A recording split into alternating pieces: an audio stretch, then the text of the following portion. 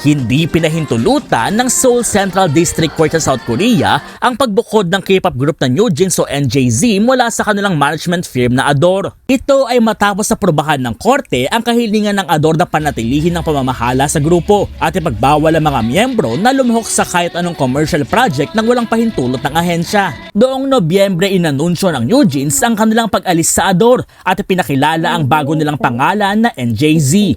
Balak sana nilang mag-release ng bagong kanta ngayong Marso. Sa isang Instagram post, sinabi ng NJZ na nire-respeto nila ang desisyon ng korte. Pero idiniin nilang hindi nito lubos na kinonsidera ang pangit na umanong pagtrato sa kanila ng Adore. Nagpasalamat naman ang Adore sa korte sa kanilang judicious decision. Ang pangyayaring ito ay bahagi ng hindi pagkakaunawaan sa pagitan ng executives ng Adore at creative director ng NJZ na ngayon ay umalis na sa kumpanya. Naging mainit na usapin sa South Korea at sa K-pop community ang buong kontrobersya, kasama ang iba't ibang mga paratang ng NJZ sa isang emotional na press conference. Inakusahan nila ang Adore ng hindi patas na pagtrato na nakaapekto raw sa kanilang physical at mental health, bagay na itinanggi ng ahensya. Para sa iba pang content, mag-follow sa lahat ng social media pages ng News 5.